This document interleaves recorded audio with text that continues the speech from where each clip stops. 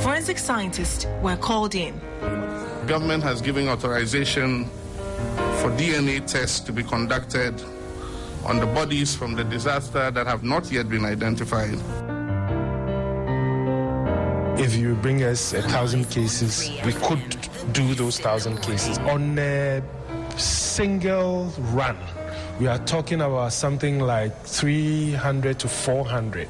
So 400 individual samples can be analyzed at one go. Some other times they want you to link the sample to a reference, in this case probably a suspect. Bones and teeth, no matter how burnt a body is, can most of the time be useful in identifying a person. It takes a lot longer to decompose or burn. Before somebody gets bent beyond recognition, you're talking about in the region of 200, 300 degrees Celsius. But still, there are certain things in the body that takes longer to burn. So, for example, you can get nails, you can get brain matter, and sometimes you can still get some flesh from the body that is not completely bent. Samples will be taken from the victim and also their relatives, which would be able to determine which body belongs to whom. I'm told by the forensic scientists that the closer, the easier it is. For instance, if it's father, mother, or brother, it's a lot easier than perhaps maybe cousins, uncles. It doesn't mean that they can't do it. Even cousins, uncles, other relatives, they will still be able, but of course you will not get a perfect match. Sunrise on 3FM, the best in the morning. 4 major hospitals have received 501,000 cedis from government as initial payments for cost of medical treatment of victims of the June 3 disaster. Korle Bu received a total of 98,800 for inpatients and outpatients treatment. 37 military hospitals received 306,000. Bridge Hospital had 60,200 cedis, with the police hospital collecting 35,900 cedis. Initially, when the issues occurred, when the disaster occurred, I think that there was a certain need to ramp up the commodities that were required. So I think that initially that had happened. Patients with burns can be in hospital depending on the degree of burns for any period from a couple of weeks to several months. The medical professionals considered the severity of the burns, depth of tissue damage, location of burns, and associated injuries from the floods. So long as it has to do with the burns that were suffered on the 3rd of June, then they'll be taken care of, because you would realize that some of the patients have even already been discharged, and then they come daily to the hospital for dressing of their wounds and so on. Some may require what medical doctors call skin grafting and so on. All that will be covered by government. In response to the June 3 disaster, TV3 set up a 10 million cedi support fund for the victims of the twin disaster. I declare my solidarity with all the bereaved in this national tragedy. It is indeed a sad reflection on the state of maintenance and the general lack of continuity in our development process as a nation that has brought us to where we are today. Corporate organizations and individuals responded swiftly with cash and other consumables. How to avoid such disasters? Now, whether the tank is full of fuel or water or both, and the extent to which these things can be found, so I will know how to assess the cause of the fire or why the fuel overflowed and went on top of the flooded water. So that's what we are doing right now. So now we have established that there's some amount of water in it. How the water got in there will be determined later on, because water is not supposed to go there. When the rain is blowing. Sunrise on 3FM, the best in the morning. 2 weeks after the disaster, massive cleanup exercises began in different communities at different times. The turnout was impressive, but by late Sunday night, after the rains, several communities were engulfed in filth. At Alaju, the results were visible. Heaps of refuse remained uncollected. Close by, this food vendor went about her business despite being affected by the floods of June 3.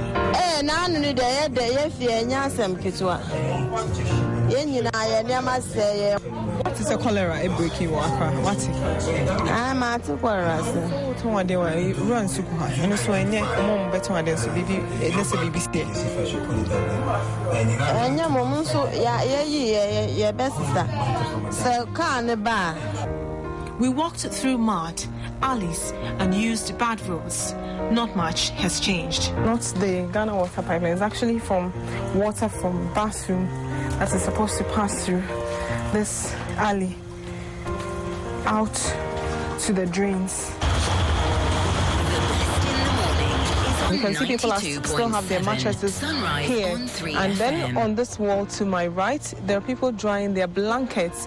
Bathrooms have taken part of blankets. You can see pillows, pillowcases, pillows that people were using in their bedrooms also left there to dry up. But I doubt that it can be reused. Mattress level in the room. Whose mattress is this? The next lady beside you. Okay. But does she have a new mattress now? No. What's he? Now we have this. My documents, car documents in so say Nina. To say who say it me flooded son to me relocating and baby fufro. Okay, said and flooded too much sad until you see a yes, I know. A woman who say in a year, maybe 5 years or 10 years time, it can be more than what happened last time. And you see, I know you're taking a decision, say, I see a baby. At Circle, it was unnerving. Most of the people in this community were affected.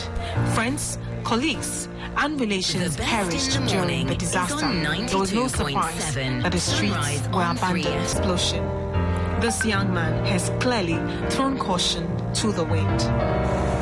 Masa. Hey, I don't know what I was filling stage. So one day.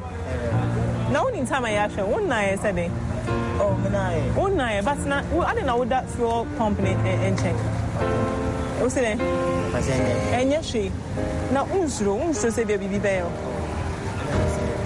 And yes, she and then first time I order her, and I say I did order her. Tembia, what's it? And her Anna Muda. And now unsuro.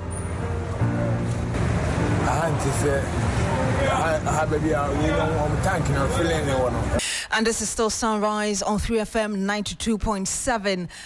If you check your clock, it's just a minute to the top of the hour, 9 a.m. And of course, we are continuing with our conversation about the June 3 twin disaster, that flood and fire disaster that occurred in 2015. And if you were also following us on Facebook, we're showing you that documentary, bringing memories that a lot of people really would wish they would not have again.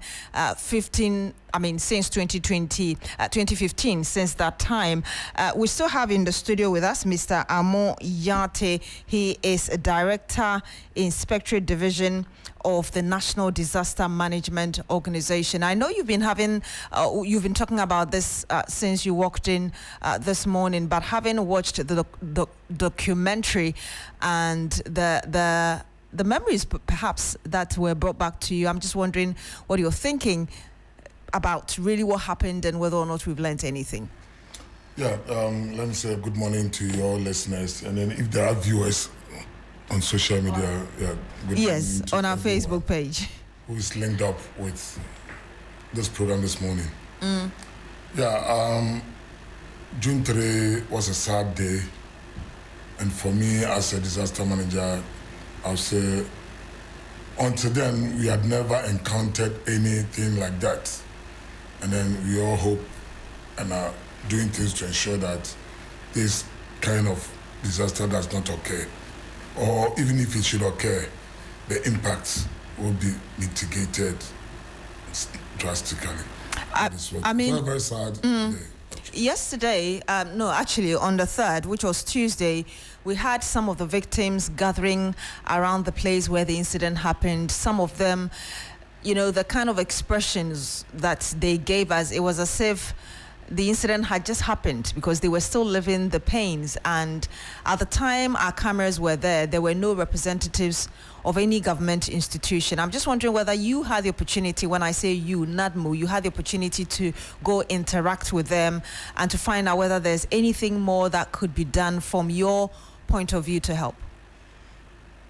Our Metropolitan Office, that is the Accra Metropolitan Office of NADMO, was part of the event to commemorate the occurrence. But when the incident occurred, NADMO, we played our role and did all that we had to do as an organization to save lives, protect property, take care of the injured, and then even some resettlement for affected persons.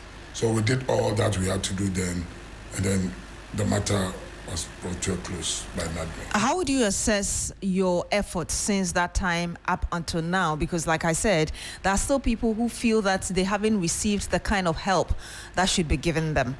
When people say they haven't received that kind of help, we don't know what kind of help. So for instance, there was a woman who claimed that she had 3 children with a husband. The husband died in that incident, and aside from the government and agencies like yourself coming in to pay for the funeral and the immediate health care of anybody who was injured in the family, it looks like she's been left alone to take care of the 3 children herself. Post the emergency phase, after government has supported burials and then taking care of all those who were hospitalized, some resettlement packages were paid to some of the victims. I don't have the records available right now to tell you the numbers and how much each victim, but it was based on an assessment that was conducted on each one of them, and then some resettlement package was paid. Yesterday, I was on another program with some victims, people I could identify, and I knew they were in NADMO and they were part of the team. You know, a lot of, even TV3 was spearheading some of these things. Yeah. Like I said, we were there actually. Yeah. And then we know that you even raised funds for them. And then government also supported them, and then some resettlement package was given to them. But most of these people, when they have a platform like this, they're always complaining nobody has come to their aid. So, I mean, it's not fair to those of us involved. It's not fair. It's because they just want sympathies. Yeah. But then I think you should also stop giving them the platform, especially the platform like yours, because you were deeply involved, and then you even supported in raising funds for them. So if the same people are here and complaining that they have not received any support, then we all wonder what they're talking about. Or sometimes it could just be isolated cases, because you say you know the people. If there's an isolated case, you come to the agency, we go through the records, and then we do the needful. But let's talk about whether or not we've learned anything, because I'm sure you're aware that after the incident happened, there was a committee that was set up. There were a number of recommendations, some of which were banning plastics, or limiting the use of plastics, ensuring that our drainage system was working properly. And even when it comes to fuel stations, I know that shortly after the incidents, the agencies went around closing fuel stations that didn't meet the standards, quote unquote. Would you say that we've done what we're supposed to do 10 years down the line? Is it like you said, you talked about recommendations. Every recommendation and the agency that had to deal with it. To be fair to the agencies, I've not done any evaluation on the agency's performances to determine whether they've done right. So I'm talking. I'm sure NADMO, you keep assessment, or you assess how things are going moving forward. So that's what I'm asking from your perspective, whether or not really what we are supposed to be implementing from that time till now, from the information you've gathered within your agency, you think we've been able to do what we are supposed to do, so that should there be another incident, we'll not see the kind of death we saw. From my agency perspective, what we needed to do, or the lessons we learned from June 3, was how to adopt a multi-hazard approach to emergency response. Because until then, we were only responding to multiple hazards across the country. Fire here, floods there. But never did we imagine flood and water combining to cause that incident. So that was the key lesson we learned, that we need to adopt a multi-hazard approach. And then later events like COVID-19 and others have all affirmed that we need to have a multi-hazard approach to emergency response. So that is where we are focused on. How would you say NADMO is coming up as regards to that? Because the recent flooding that happened as well, 3 people died, unfortunately, including a child. And after the floods, certain, information coming out indicating that, for instance, one of the areas that wetlands include Abokobi, for instance. Now the whole place is filled with development, silt. We are aware of what the Greater Accra Regional Minister is also doing at the Ramsar site, just to, reduce flooding across the capital city. How is NADMO helping in that area to ensure that we reduce the impact of flooding in the capital city? Let's look at this situation. Accra generally is a flow-line area. Mm-hmm. And if you look at the Greater Accra metropolitan area, it has 9 drainage basins, starting from the Densu to the Sakumo, where currently we are having that demolition exercise to protect the Ramsar site. So these are the things that are done by the citizenry to reduce infiltration in the increased runoffs, and it is the runoffs that flood communities. And then everybody is always calling for enforcement. Let us also look at compliance. Why are we, as citizens of this country, not ready to do the right thing to protect our own lives, our own property? But is that not why there are laws? Because people will generally not do the right thing until you enforce. But if the people doing the wrong things outnumber those who are supposed to enforce, then we have this kind of situation. How many building inspectors are in the assemblies? And how many unauthorized structures are being constructed? The non-compliance is so overwhelming. But is it not an excuse? Because we have assemblies, district assemblies, municipal assemblies. We have workers there who are taking salaries every month. And so when there is a construction going on, sometimes you will see stop work, produce permit. And that stop work, perhaps it was put there before the roofing stage.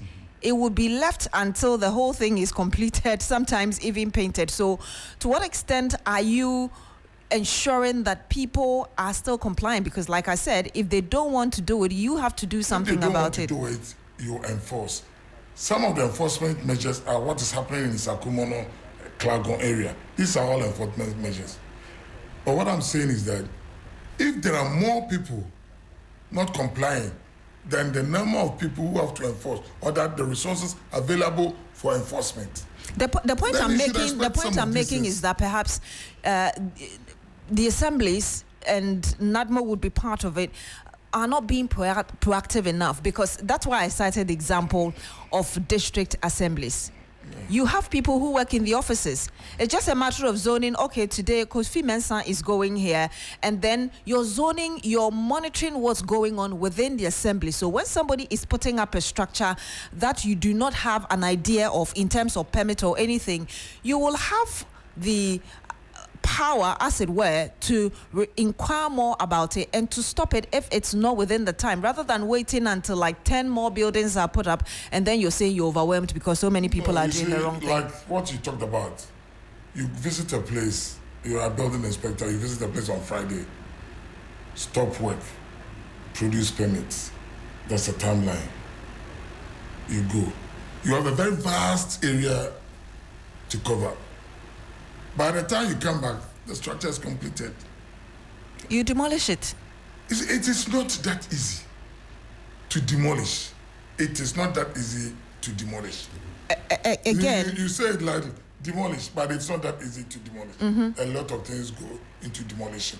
And by the regulations, even if you demolish, the person has to be surcharged with the cost and all that. So you're saying that you put stop work on the building or on the structure. By the time you come back, everything is done. Why do you have to give that long time? If I say stop work, the next week, 2 weeks later, 1 month later, I'm coming back. The resources available. That I asked the question: how many building inspectors are in the assembly? How vast is the area? How many are there? How many uncompleted, unauthorized structures are being developed? It's all over the place. So we must get our citizens to understand that complying with these regulations is not just about paying the fee. Most people think that government wants their money because of the fee they have to pay. But I always say that compliance is disaster risk reduction. So if you comply with any regulation, it is in your own interest to comply. If you have complied with building regulations, you wouldn't be building in a Ramsar site. You wouldn't be affected by floods. Even earthquake. Sometimes if you build well, your building will be able to resist some levels of magnitude. So we must understand that compliance is disaster risk reduction. Mr. Ayate, and stop calling always for enforcement. And we are always outwitting the enforcement officers. That's what I'm saying is that I believe the assumption will be right to say that Ghana, we have over 33 million people. Yeah. And obviously not all the 33 million people will be working in agencies that are supposed to be ensuring that people do the right thing in the local assemblies.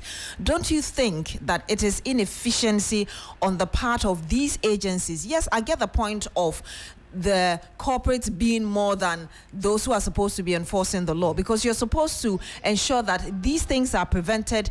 We are supposed to, even a lot of the time, you have a land, you're supposed to map the areas. This is for road, this is for church, this is for that. No, you see, sometimes we speak as if the agencies don't know what they have to do.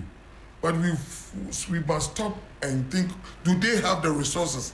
Are they adequately resourced to do what they have to do? What do you need? I asked a question. How many building inspectors are in the assembly? Do they even have vehicles to move around? Do they have motorbikes to move around? And how vast is the area that they cover? Let me give you NADMO. Ever since I've been in NADMO, there has never been an occasion where all district officers have vehicles. Excellent. So how do they do monitoring? How did they go around? So these are, you cannot condemn agencies when you don't ensure that they have all the resources needed. Mr. Ayate, when they have all that you can condemn. And again, the other side of the coin is, how long are we going to be complaining that we don't have what we need to work? If we're taking what happened so long as you don't have it, you keep complaining. Just a second.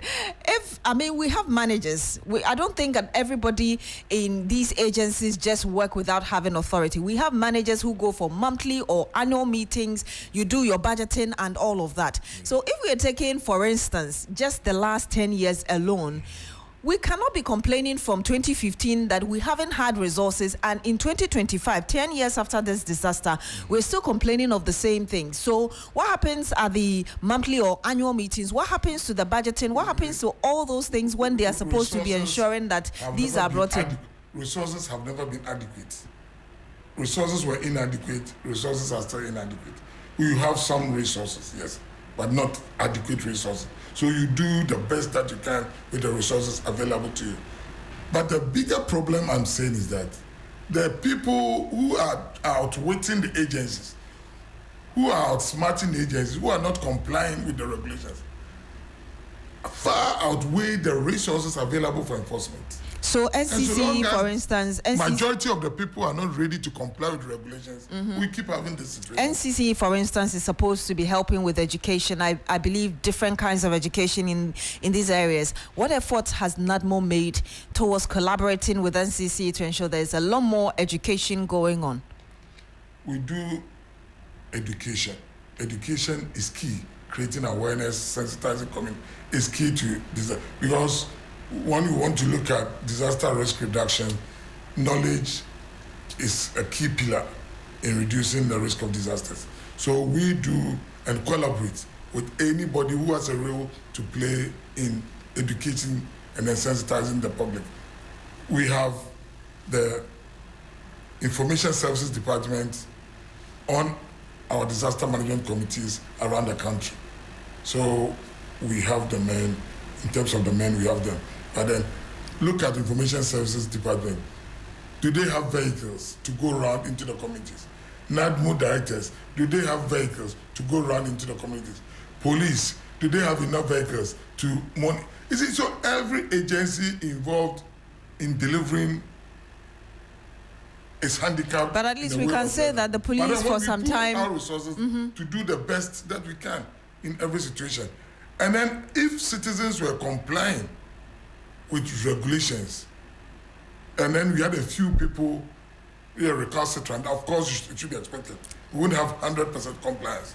But then if we have a higher non-compliance than we have for compliance, then the point I'm trying to make is that so I think that the media should focus on educating the public rather than attacking agencies for not enforcing. Excellent. And we'll be moving on to other things as regards what you've been able to do in terms of with your limited resources. But the point I'm trying to make is that you will not get a lot of people being compliant until you force them to be compliant. And I think a typical example is what has been happening in our market areas, and I'm sure you're aware about the Accra Metropolitan Assembly going to markets to clear people off the street. If we are persistent with that, you have people in the market. So just coming back to the point of ensuring that you have the systems in place to get a lot more people to comply with whatever structures that have been put in place for the benefit of the nation. This Accra Metropolitan Assembly thing that you took, is it the first time it has happened? We started calling this thing Abaye in the 90s. But every time they're on the streets. And sustaining this kind of operation by the Assembly is the issue. Because it calls for a lot of resources. Extra resources that could go into other sectors. And with the limited nature of resources available to us, these things sometimes are not sustainable. Okay, so let's talk about that. Excuse me. Why do people want people to force them before they do the right thing, before they save their own lives? Human beings are human beings. Because they don't understand that it's a life. Compliance is life-saving. They don't understand. I want to find out from you. You said you have limited resources, and one of the things that NADMO is also supposed to be doing is emergency, shelter for emergency accommodation when there is a disaster. How far would you say you've come with that so that you're able to help people in dire need in such situations? Every community in Ghana, you see, when you talk about emergency shelters, you must be specific to a particular incident. We have flood shelters that we call safe havens. We call them safe havens, and then there are places that we have identified to be a little bit on the high side and not prone to flooding. So when there are floods in communities, we advise people to move to safe havens and take shelter. So in Accra, can you tell us which areas you've identified or cordoned off, as it were, as safe areas? See, those places are mostly public places that we make use of. We don't have our own constructed structures as safe havens. Why? We make use of public places like schools, which are not flood-prone, churches, any public place that we have identified in the community as not being flood-prone. Then we speak to the management, the owners, and then we make use of them during the emergency. But in addition to these public places, what is NADMO itself doing to ensure you have enough? In terms of using the public places, I would say we have enough, but we have not constructed areas. We don't have areas we have constructed as safe areas. You don't think at this stage is necessary? I've talked about the inadequacy of resources. So then what do you use the resources for? What resources? You ask me what resources. You're saying inadequate resources. You're saying inadequate resources. So if you have, just a second, sir, if you have, say, 10 Ghana cedis and you were expecting 50 cedis, but you say that the 10 Ghana cedi is not enough, at least that 10 Ghana cedi should be able to do something. So that's what I'm asking for. Operational costs alone. Operational costs alone does not leave us with money for constructing shelters, safe shelters. So the operational cost would involve what and what exactly? Oh, basic, like making sure that the officers are running, the emergency response systems are running, making sure that we are able to respond, and then also doing some strategic stockpiling for emergency response and all that. And all these things come at a heavy cost. Stockpiling, what does that involve? Some basic relief items, because relief items are given out on the basis of a needs assessment, but we always have some strategic stock that allows us to immediately attend to the most needy persons before needs assessment, then we procure. And these relief items are, do they primarily, and I'll go to the other side of it because I know NADMO also receives a number of donations as well. These relief items, would you say that that's what you use the limited resources for as well? I'm not saying that is, we procure relief items, yes, from the resources that we have. We procure relief items. And then when it is beyond us, we call for help, and then we have donors coming in to support us. But you have to start before you can call for help. You don't start by calling for help. In all these conversations, what I've heard you say is we don't have adequate resources, vehicles, finances, all of that. You have the men, but what to make you become more effective, you don't have that. To what extent have you reached those who are supposed to be providing what you need so that you're able to you're efficient at your work? Oh, you see, NADMO is under the Ministry of the Interior, and I know, and I believe that my Director General, he is the head of the organization, appointed by the President, and I know that he liaises with all the authorities that we have to liaise with for what we need. And then, you see, don't single out NADMO. There is no institution in Ghana. Well, I'm talking to a representative from NADMO. But we know the situation in the country. But you see, that's what I have a problem with. When we always want to say we know the situation in the country, where we don't always have enough, we will always leave the problem unresolved. Your media house faces the same challenges. You don't have all the resources that you need. So don't expect that another person has all the resources that they need. But the important thing is that at least you're able to respond to majority of people when they need it. Yeah, and then we do it. We respond. There's no incident that we have not responded to. We have said that we don't have resources, so we won't respond. We do the best with the resources available. Yeah. So let me find out from you, what have you heard from your bosses, should I put it, as regards what kind of immediate, perhaps, resources are being made available, something that you need urgently to be able to make your work more efficient, that you know, let's say by the next quarter or by the end of the year, you're going to have it and your work will be much better than you've had in previous months? No, I have not discussed that, so I wouldn't be able to speak to what the arrangements are. I have not discussed it, so I'll speak to them. You're still here on Sunrise. We're having a conversation with Mr. Amo Iyate. He's Director, Inspectorate Division of the National Disaster Management Organization. Just really talking about the efficiency of NADMO, what to do to make it better. Of course, very shortly and hopefully we'll be speaking to Mrs. Francisca Mate, who is Director, Research and Applied Meteorology at GMET. So we're hoping to just have that conversation very shortly. Just stay with us.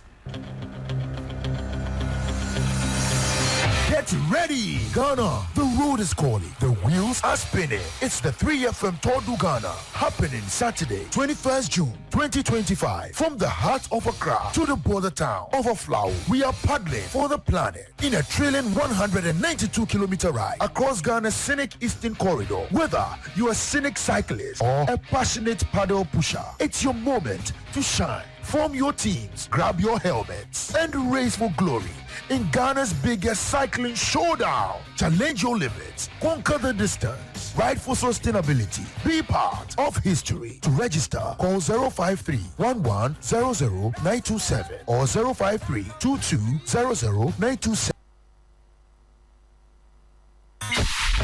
Accra, Ghana, Africa, and worldwide. Join us on Inspirational Gospel Mix this and every Sunday, 8 p.m.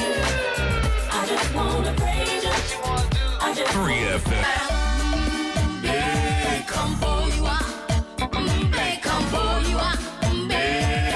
Your urban lifestyle radio. And this is still Sunrise on 3FM 92.7. We are continuing our conversation with preparedness for disasters. We've had in the studio with us Mr. Amoyate. He's Director, Inspectorate Division of the National Disaster Management Organization.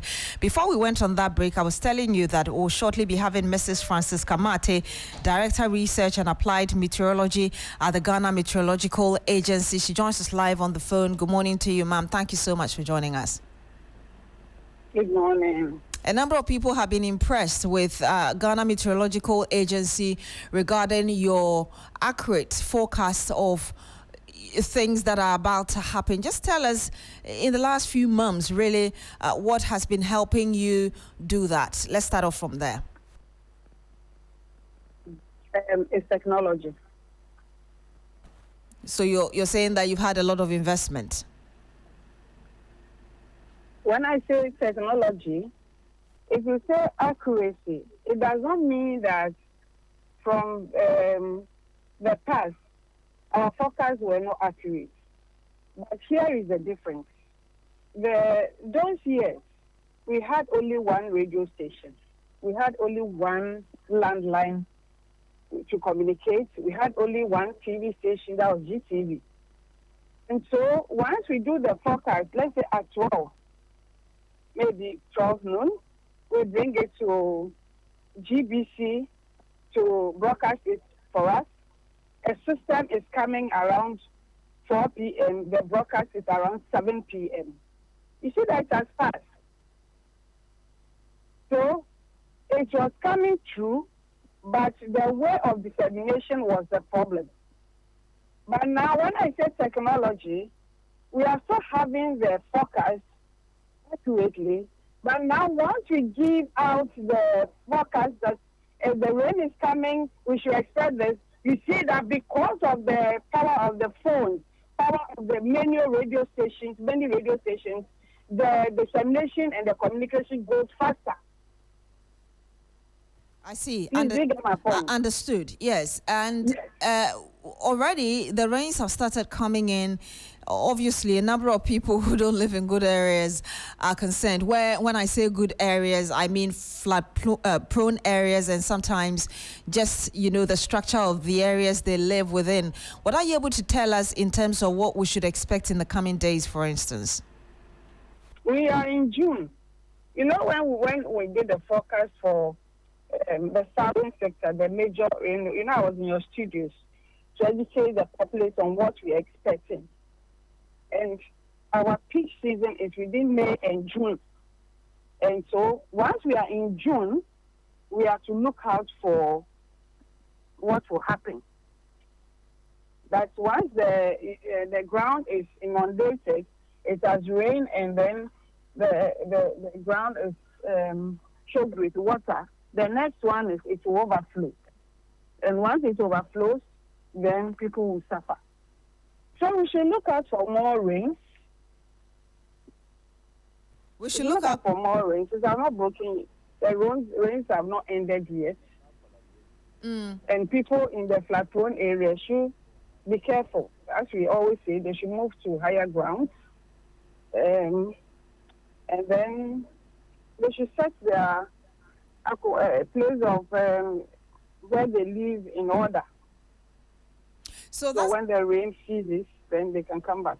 That's the forecast given or being given us by your office, for instance. Are you able to tell us what kind of collaborations you have with other agencies? I want to believe that you're not just giving the information to those who are living there, but also other agencies may be aware, so they prepare to help those who are living in such areas. Oh, yeah. So NADMO is there in the seniors' offices. We are always in touch with NADMO. We give the forecast, then they ignite the alerting system, so they work with it. We are in touch with the local government. We are in touch with municipal authorities.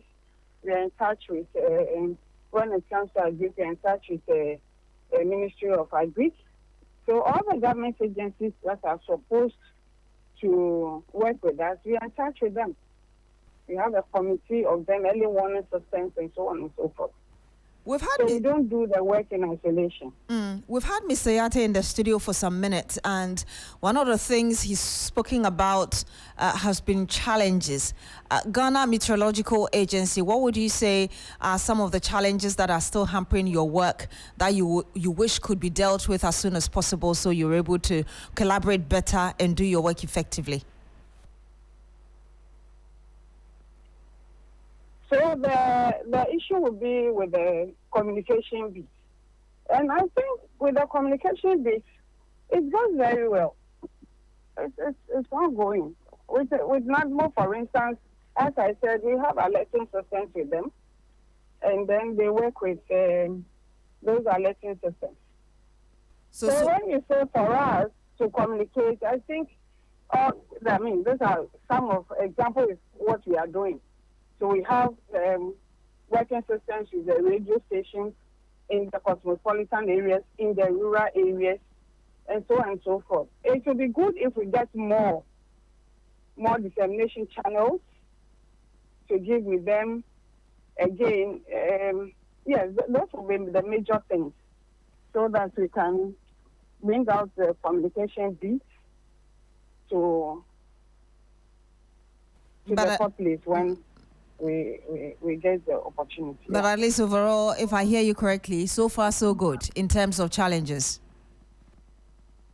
Oh, challenges, if we say we have many challenges, we wouldn't finish challenges. But I think that we are always having help when it comes to challenges. Then I would say maybe we'd have to get our weather stations almost in all the everywhere in the country. So there should be the weather stations that will give us the data for the forecast. But with that, once we are doing and we are coming on, government is helping us, World Bank is helping us, we are getting more weather stations and so on and so forth. We are working with it. We are using satellite data to work with it, so on and so forth. So what is needed is to get the forecast to the end user. That's the most important thing. Because you have admitted that people are impressed with our forecast. So it's not that we are not getting the forecast correctly. So once we are getting the forecast correctly, what will help is getting communication channels and then working with it. I think that is it. And people also trying to learn when we bring the forecast out, people trying to make efforts to understand our forecast and so on. And I know you talked about the fact that we should expect more rains June, July, but are you able to tell us as well within the next 1 to 2 weeks what kind of weather we should expect? And I know when you have rains as well, sometimes these rains come with strong winds and really like a rainstorm. Should we expect that in the next 1 to 2 weeks before you go? Yes. Once the rainfall is coming, it comes with strong winds. Because, again, we expect, as we brought the forecast from the we expect longer dry days. So once there are dry days and the winds are dry, when we come in, you see that the system is coming, it comes with a lot of gas. And that is what is bringing up those breakages. So with this, now, as I said, we are in the peak season. We need to work and get the forecast accurately. We brought it in the newspapers. It's on our website. The daily forecast is there. We need to work with the day-to-day forecast to see. We normally give how it will go, the intensity and all those things. The next 2 weeks, we should watch out for rainfall. But again, for the north, this is for the south, and as I came to the studio the last time, I said yes, we pay so much attention for the north. For the south, we don't pay attention for the north. The north, so when we say June, July, August is for the north, and we are expecting some more rainfalls there because the rainfall is shifting to the north. And so we watch out for that one too. And the understanding is that we should expect strong winds as well. What would you advise people to do within the within the 1 to 2 weeks period that we are just talking about now?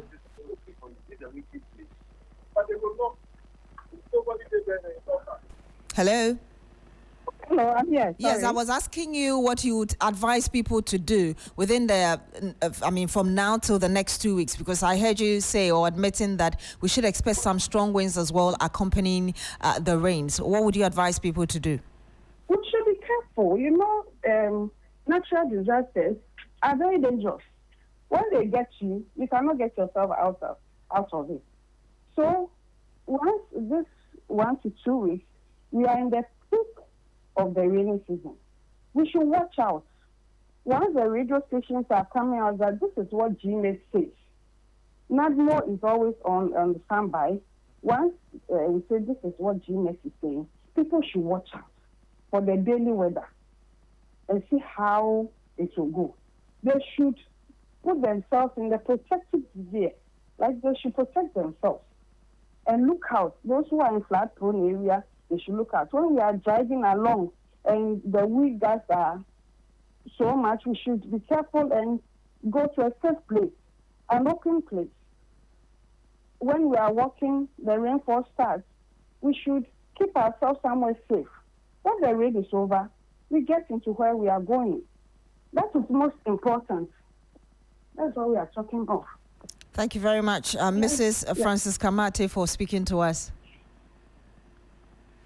And to Heather, Mrs. Francis Kamate, she's Director Research and Applied Meteorology at the Ghana Meteorological Agency. There you have it. Be careful, especially in the next 1 to 2 weeks, because of the kind of weather that we are expecting. We still have in the studio with us Mr. Amo Yate. He's Director, Inspectorate Division of the National Disaster Management Organization. We heard Mrs. Mate telling us that indeed there's a strong collaboration between even your office and her office as well. But first, your comment on the information she just gave us. Yeah, every day, well, at the beginning of the year, they give us the outlook for the year. And about that, every day, every morning, evening, they give us the forecast for the day. Maybe they give us forecasts throughout the night and the next day. And then intermittently, when they cite any storm approaching, what we call the weather warnings, they will communicate with us. So once we get the information, we ensure that it goes down to the districts and into the zones where we use community information centers to broadcast that warning to the communities. You know, the interesting thing, we'll continue, but I just saw the woman I just spoke to on the phone. Apparently she's here, and that's quite interesting. So she's joining us in studio. So sorry. Okay. So you were just... You were just around here. Oh, wow, the deception of technology, isn't it? You're welcome to the studio. Thank you. You're welcome to the studio. So yes, please speak directly into the microphone for us. So you just really gave us the update on what we should expect in the next 1 to 2 weeks. Yesterday the weather was quite okay. Today, what should we expect? You've given us already the general view of what we should expect in the next 14 days, but in terms of today? So today, this morning, there was supposed to be... Please get a bit closer. Okay, the technical person will come and help you out. Please go ahead.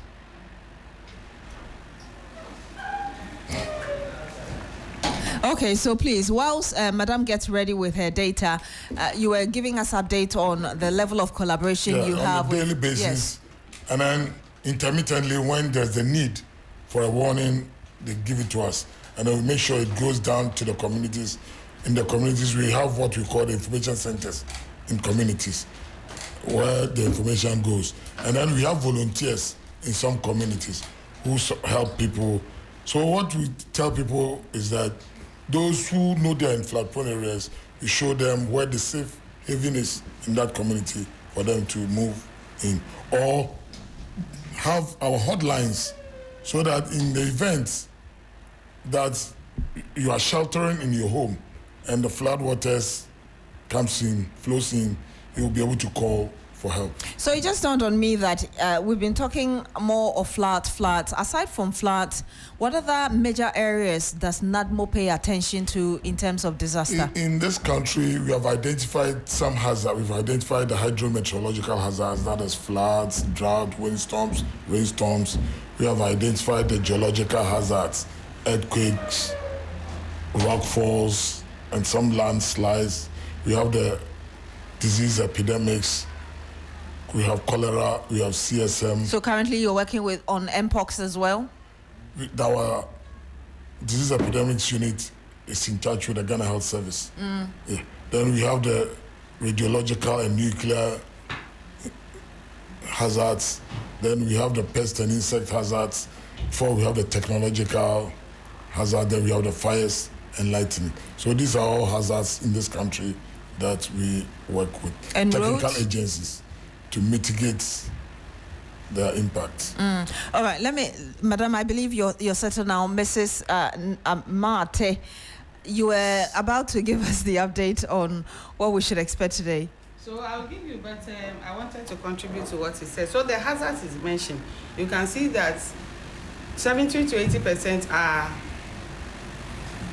Please go rain. ahead. Rain, they come from the basis of rain. So the flooding or the weather phenomenon. Let's say the weather phenomenon. So the flooding, he said cholera, he said a lot of things. So drought, and then all are basis of weather. So it is important that we pay attention to weather phenomenon. And now, as I said the last time, whether we like it or not, the weather is with us, and we have to pay attention every morning before we leave out. Last thing at night, and people are not usually used to it in this part of. We would get used to, and we are getting used to, because we don't have 4 seasons. Yes. People hardly check these things. And then, because when we say it is going to rain, apart from we are going to have gusts and windstorms and things, we will still go to our places of work and do still things. Not that serious, so we don't. Well, some people won't even show up. They will say their road is flooded. Well, so what will happen is that now where it is going, we would have to pay attention. It's something that we will have to deliberately do to stay safe. Do I get the understanding that the kind of weather we're having is getting worse and worse every time because of climate change and a lot of other factors? It is a factor. It is a factor. And when we do the analysis, you could also find out that rainfall seasonally, because our weather is seasonally, some places are increasing, some places are decreasing. And if it's the rainfall is decreasing, then we are going to have more dry days. More dry days also come with winds, you see. So once the wind blows, once the system is coming, the wind will blow very heavily, and then trees and things, rooftops and things will get all ripped off. So we have to pay attention, as you are saying. Quite interesting point you just made, that we are having a lot more places getting more rain or less rain. Seasonally, as we have in Ghana. Are you able to tell us like which areas are being affected by this? Even Accra is getting more rains. Because Accra used to be the least in terms of rains. But you see, you cannot compare it that way, because when you go to Elibu or you go to Axim, they have more rains. They are peculiar. When you come to this place all the way to Ablo, they have maybe less rains when you compare to that Elibu. But this is also peculiar to its place. So when we say increasing, it will never get to that of Takoradi or that of Elubu. But it will also have its peculiar range of rains. And that will cause, and as I heard him say, Accra, we know that it is a marshy area. So once the rain falls, 20 millimeters of rain, 30 millimeters of rains, we have issues. And then where we don't need to get into the water space or the space of gutter and those things, we have built. Let me just get today's updates, and then I'll get final words from both of you. Today's updates, for the morning, we have low likelihood. So in Accra, we are supposed to have a low likelihood of rains and a low impact. Then in the afternoon, Accra, we are going to have a medium likelihood and a low impact. So medium likelihood means what? So we should expect drizzling? Yes. Okay. No, it means that there's a likelihood that it will occur. 40 It to will rain. 60% chance, yes. Okay. But the impact will be minimal. Low. Yeah, minimal. Okay. But when we go to Takra Day, we go to Asankagwa and so on, they are going to have medium likelihood and medium impact. Okay. So they would have to pay attention because theirs will come. Theirs will come. Yeah. Okay. Yesterday, whilst driving home, I think that was after 6 p.m. or so, I was told there was heavy rain after Peduase Lodge going into the eastern region, but Accra was very dry. So that's the kind of weather we should expect across the country today. Yes. But towards the north, we don't expect any rainfall. Please give us your final words. I know I asked you earlier when we were speaking on the phone about your advice for people in the next few days. But aside from that, what will be your final words in terms of weather? So I'll reiterate what I said. For the weather, nowadays, it is not a luxury. It is important. We should pay attention to the weather so that we save ourselves and save our family members and save our friends. Well, thank you, Mrs. Mate. And I want to hear your final words as well, Mr. Amuyate. Yeah, I would say that in this one rainy season, there are three things. Before the rains, you have to prepare. Listen to weather information. You listen to weather information. If you know you live in a flood-prone area, important documents, try and then store them in plastic bags or containers. Other valuables should not be on the ground. You should have a shelf, something where valuable equipment and property will be kept. When the floods occur, you have to stay alive. You have to survive. You can survive first by staying wherever you are. If the floodwaters have not moved into your room, because it will fill the area, the drains, and before it starts entering your room. As soon as you notice floodwaters entering your room, call emergency hotlines. 112, which is the National Emergency Hotline, or you can call NADMO direct on 0299 350 030. Rescue teams will come and get you. Don't drive through floodwaters. Don't say I have a 4x4 vehicle, so I have a V8 vehicle, I can. No, it's dangerous. Don't walk through. There are people who are trained and they will navigate through the floodwaters to come and get you. If you would kindly repeat those numbers so people listening can take note. The National Emergency Hotline is 112. 112. And then you can reach NADMO direct on 0299 350 030. The number? 0299 350 030. You can reach NADMO direct. I want to say a big thank you to you, lady and gentlemen, Mr. Amuyate, Director, Inspectorate Division at the National Disaster Management Organization, Mrs. Francisca Mate, Director, Research and Applied Meteorology with the Ghana Meteorological Agency. The effort also to try and reach here as well. Thank you very much for joining us on Sunrise this morning. It did very well for coming. Well, I was surprised to see you. I did.